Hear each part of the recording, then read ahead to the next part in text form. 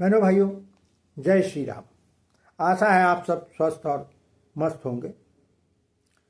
शनि के मीन राशि में आने से मकर, कुंभ और मीन इन राशियों पर क्या प्रभाव होगा, आज हम उस पर चर्चा करेंगे। मकर स्वयं में एक शनि की राशि है, यानी मकर राशि का स्वामी जो है वह स्वयं शनि है और अभी तक 29 मार्च 2025 तक शनि की साढ़ेसाती चल रही थी और अब वह उसकी साढ़ेसाती उतर चुकी है। पहले और दूसरे भाव का स्वामी होकर शनि अब मकर राशि के तीसरे भाव में पहुंच गया है। एक तो साढ़ेसाती से मुक्त होना, शनि के दंड और दुष्प्रभाव से मुक्त होना अपने आप में स्वयं एक सुखद स्थिति होती है, किंतु उस पर भी शनि का तीसरे भाव में पहुंचना, इससे और भी सकारात्मकता बढ़ जाती है। तीसरे भाव में शनि की सकारात्मक शक्ति के फल मिलते हैं। मेरे विचार और अनुभव से अभी मकर राशि के लोग अन्य सभी राशियों के लोगों से अधिक भाग्यशाली होंगे। इसमें शनि देव के बहुत अच्छे फल उनको प्राप्त होंगे। इनके साहस और पराक्रम में भरपूर वृद्धि होगी। इनके पुरुषार्थ में वृद्धि होगी। जो अभी तक सुस्त और निष्क्रिय बैठे थे, अब ये यकायक सक्रिय हो उठेंगे। और किंतु उन्हें यह ध्यान रखना है कि यह साहस उनको दुस्साहस की ओर ना ले जाए। इस पे उनको स्वयं अपने विवेक से निर्णय लेना होगा कि क्या साहस है और क्या दुस्साहस है। लेकिन इस बीच में उन्हें अपने छोटे भाई बहनों का भी भरपूर सहयोग प्राप्त होगा। एक बात जरूर है कि इनके कामों में विलंब होगा, भाग्य में रुकावट आएगी।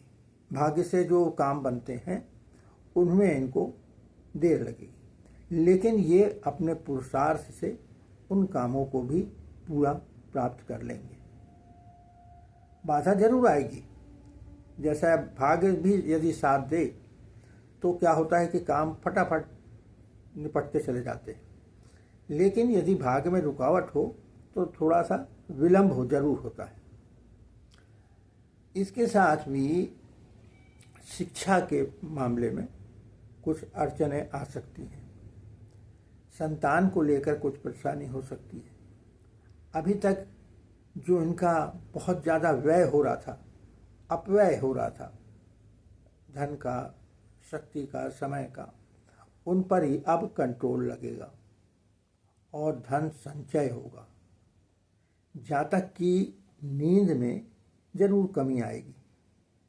नींद नहीं आना एक बीमारी है, वो अलग बात है। ये बीमारी नहीं है, ये जातक स्वयं अपनी तरफ से नींद कम लेगा।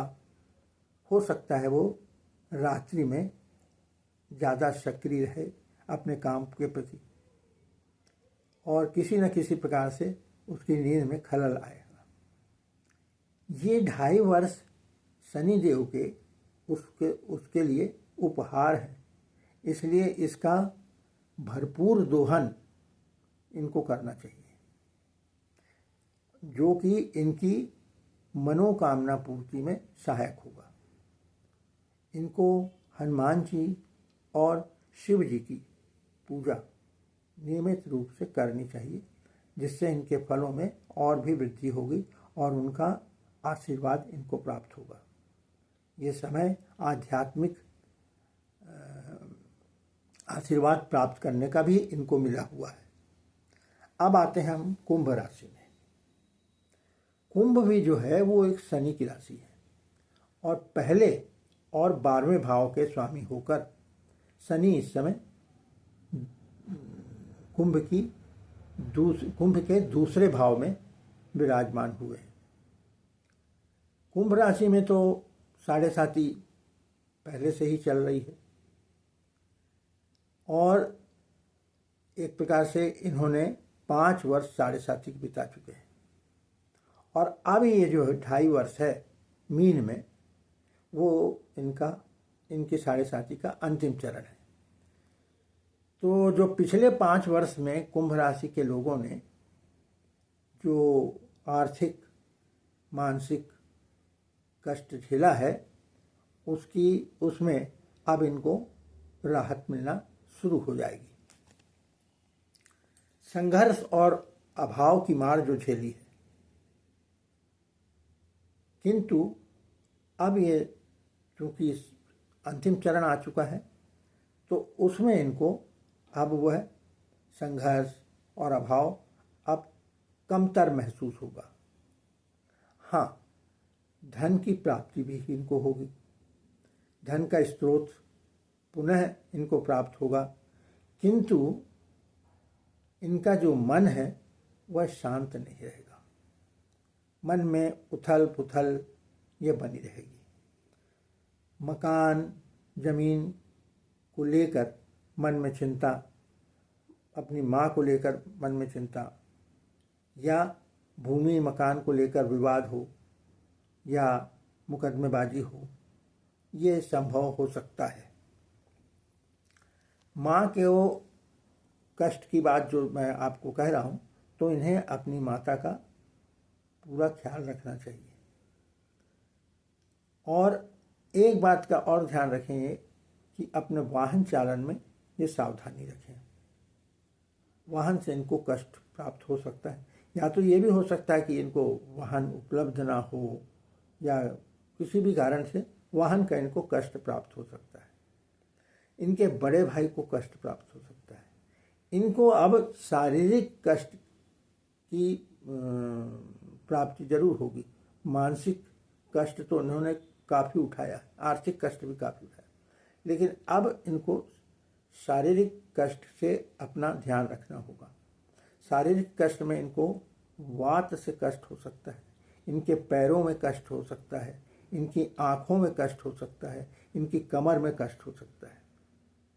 इनको एक बात मैंने और बताना भूल गया था, इनको अभी विरासत में या बीमा की राशि प्राप्त हो सकती है।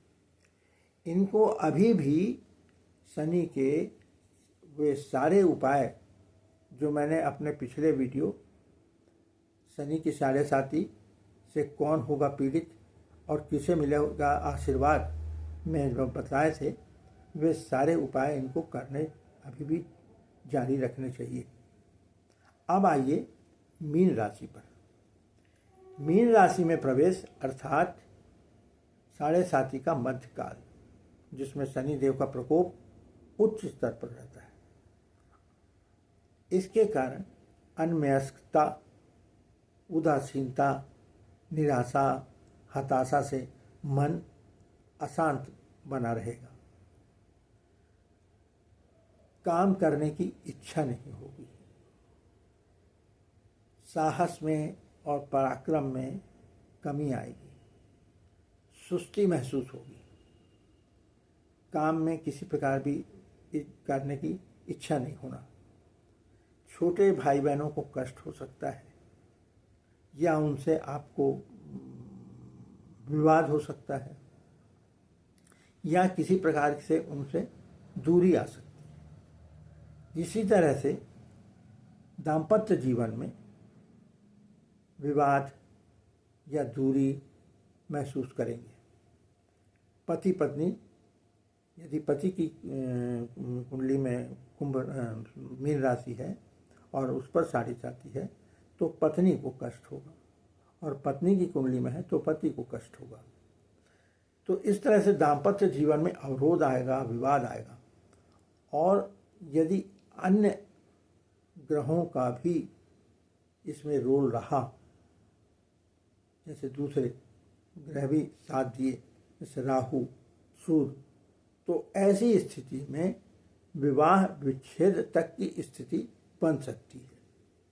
यदि सूर्य और राहु ने भी शनि का साथ देते हुए यदि सातवें भाव और सातवें भाव के स्वामी पर उसके कारक पर प्रभाव डाला तो विवाह विच्छेद तक की स्थिति आ सकती है। इसी प्रकार से इनको राज्य शासन से दंड, या यदि ये नौकरी पेशा है तो इनको नौकरी में प्रतिकूलता प्राप्त होगी।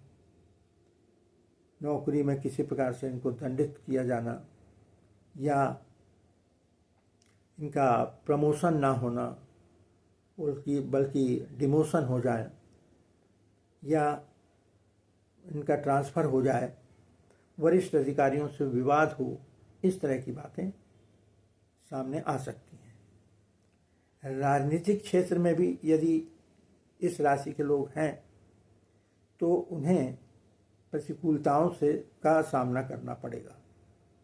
अभी तक वैसे भी 5 साल उनको अच्छे नहीं गुजरे हैं, लेकिन अभी और 2.5 साल उन्हें इस प्रकार से इनको ये सब चीज़ें देखनी होंगी।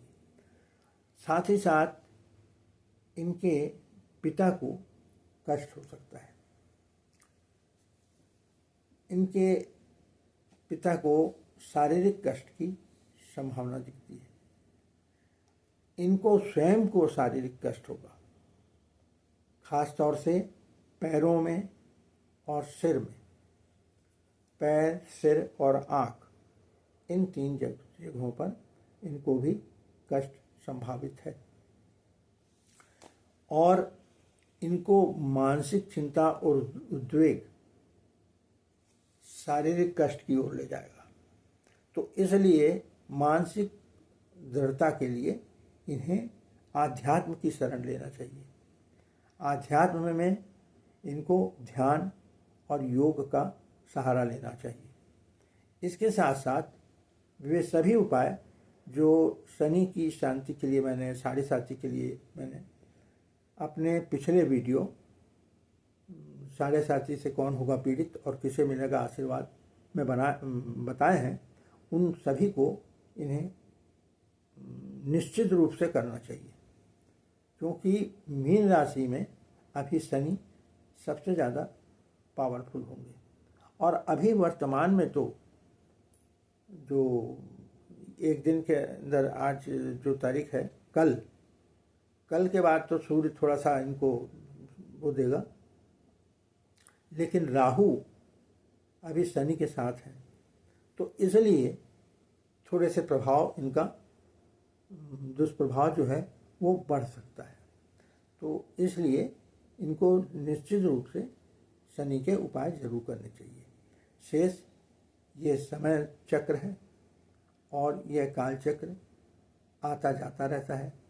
तो ऐसी बात नहीं है कि आज जो साढ़े साथी चल रही है ये केवल आपको ही तकलीफ दे रही। ये समय रहते ये समय भी निकल जाएगा, अच्छा समय आएगा। जैसे आज मकर राशि वालों का समय आ गया है, तो अपने साहस को बनाए रखें, अपने आत्मबल को बनाए रखें और निश्चित रूप से हनुमान जी की आराधना अवश्य करते रहें, शिव जी की आराधना अवश्य करते रहें। आज यहीं पर हम विराम लेंगे। आपसे फिर एक बार निवेदन करना चाहता हूँ कि आप लोग, यदि आपको ये वीडियो अच्छा लगा हो तो लाइक ज़रूर कीजिए। ऐसा लगता है मुझे आपको ये वीडियो पसंद नहीं आया, तभी आपने लाइक नहीं किया। तो कृपया लाइक ज़रूर कीजिए, शेयर कीजिए, कमेंट्स कीजिए। और यदि आपने सब्सक्राइब नहीं किया हो तो आप सब्सक्राइब भी कर लें, ताकि आपको और भी अच्छे अन्य विषयों पर भी वीडियो देखने के लिए मिलते रहें। बहुत बहुत धन्यवाद आपका। जय श्री राम, जय हनुमान, हर हर महादेव।